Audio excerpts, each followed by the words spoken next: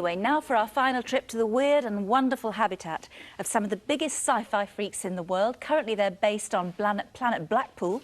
And now live we're going to meet cult TV star James Marsters, a.k.a. Spike, the vampire from Buffy. Now Spike is not quite as other vampires. He's a ghoul with a heart of gold.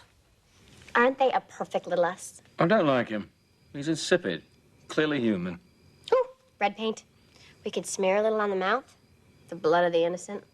That's my girl. Stop that right now. I can hear the smacking. Honey,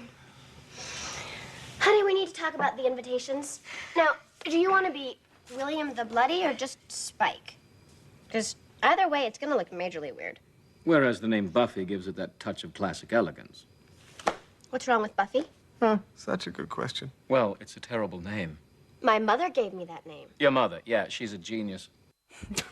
Now from Sunnydale to sunny Blackpool, where James Marsters is waiting for us. Hello, James. Hello, Judy. How you Hi. doing? Hi. Now, I know that you, Spike is supposed to be a British vampire. Yes, he is. Yeah, but you're not, are you? But I only do the accent if you pay me. So you're back to your native Californian today? Yes, Yeah. as always.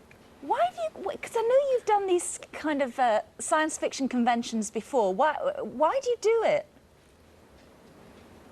I enjoy meeting the fans. I think fans of Buffy tend to be pretty sophisticated.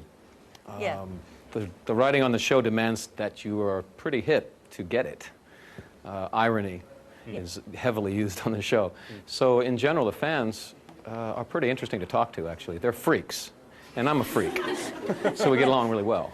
But do they, I mean, do they ask you really, really detailed questions about what happened, you know, in the 3rd minute of the 15th episode and why was your hair that colour on that day? Do they go into all that kind of detail? No, they just usually grab my bum. Actually, That happened, actually. James, I read that really did happen at one convention. Some sort of 65-year-old woman. Yes, it just happened 5 minutes ago, but yes, I think she was more like 75, and she wanted me to clench. I gather that a lot of people there charge for their autographs. Do you charge for people grabbing your bum? No, that one's free. Well, I know we've got... I think it comes with a ticket. OK. Now, I know we've got a lot of people around you who are desperate to ask you questions.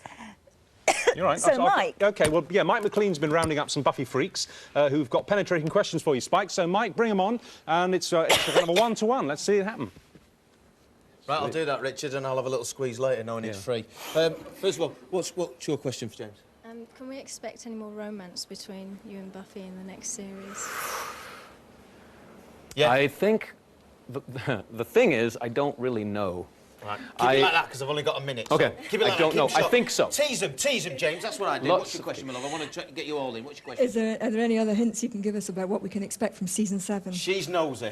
Again, hints about plot. If I knew, I couldn't tell you because I'd be fired. Good. Don't be nosy. What's your question, man? Hi, James. Because you've got such a great British accent, have you ever thought of doing British movies? I would love to come over here and do British stage, television, and movies. I think it's all very high quality. The writing here is very good. Well, thank you very much indeed. I could get you a panto at Christmas. You never know, James. Listen, before we go, we've got a surprise for you because he bases himself on you. He's a big fan of yours. Give it up, everybody. Nice round of applause for Steve. Yeah. Look. Oh, look at that. That is proper television. What do you think? What do you think? Perfect. Quick question for him. Who was your idol when you were growing up? John Savage. John Savage. Well, there you go, Richard and Judy. It's all happening here in Blackpool. It's going to be a great weekend. Back to you. Fantastic. Thanks very much indeed, mate. He's got, I have to say, he's got amazing hair, hasn't he? I actually think if you're still with us there, does somebody want to grab either the lookalike's bum or the real guy's bum? And, you know, we're happy for that to happen. No. Yeah, I'll do it. There you go. I've done it. But he reminds me. Okay. He reminds me a little bit of David Bowie in the early days. Yeah, I know what you mean, yeah. And